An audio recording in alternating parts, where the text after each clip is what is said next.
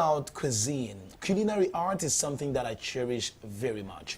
And every day I keep suggesting to you how to make yourself a chef. You can become a chef in 5 or 10 minutes. Trust me, if you follow these tutorials, she has been of very great aid to me because I don't know really how to cook.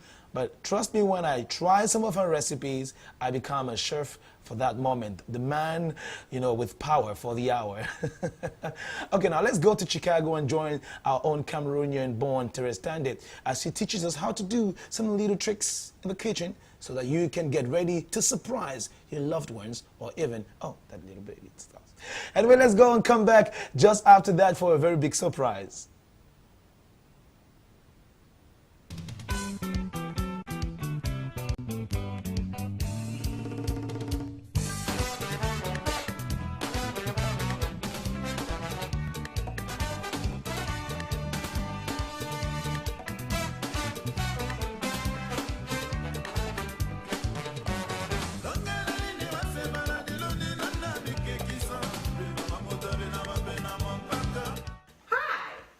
To another episode of Cooking with Terese, coming to you from Chicago. Today we continue our series on foods and their health benefits. We will be talking about ginger. Ginger is one of the healthiest and most delicious spices you can find in the world. It helps to soothe the stomach, reduces muscle soreness, inflammation, and helps with nausea.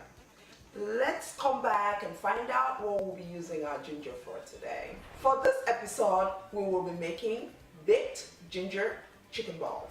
We will need ginger, garlic, habanero hot pepper, a couple of eggs, green pepper, onion, ground chicken breast. You are more than welcome to use dark meat if that's what you prefer, a pinch of salt, curry powder, bouillon cube, white pepper, turmeric, white pepper in a little peanut oil that I'll use to baste my balls while they're in the oven. We will also need an oven tray.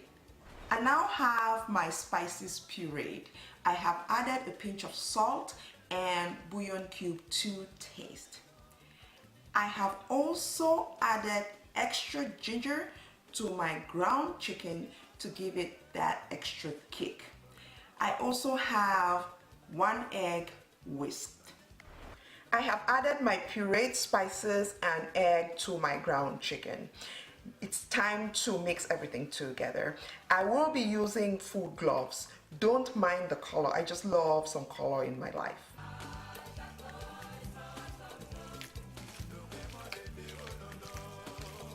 I think we're pretty good at this point.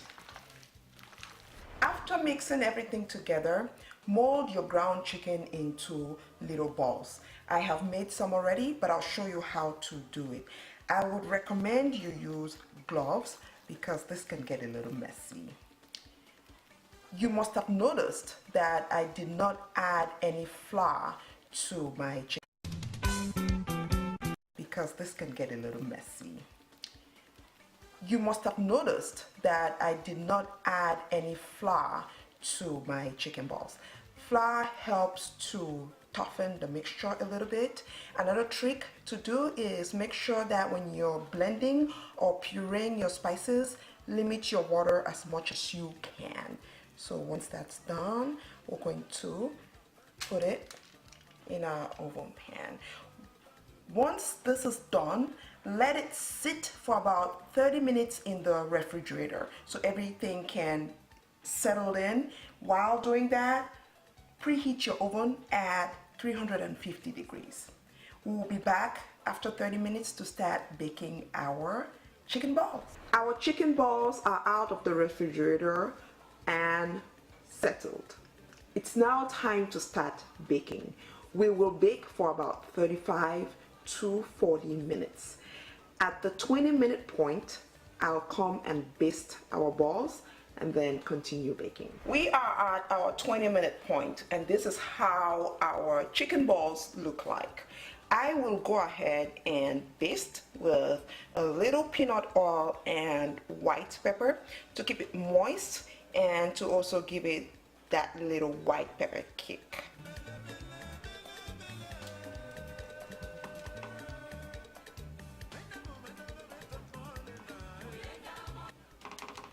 We'll go ahead and put it back in the oven to bake for another 15 to 20 minutes.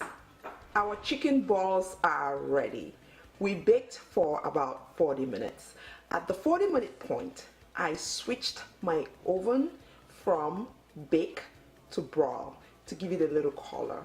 Let's come back and serve. We are all done. Today we've made baked ginger chicken balls. I love that slight golden color. Doesn't that look delicious? Today our focus was on ginger. Remember, ginger is one of the healthiest and most delicious spices you can find in the world. Try to incorporate ginger as much as possible in your diet. Don't forget to like us on Facebook at Cooking with Terese, Instagram at Cooking with Terese, subscribe to our YouTube channel, and please support our non-for-profit organization, Wholesome Health Promotion. Remember, eating healthy does not have to be boring. Bye-bye and see you next time.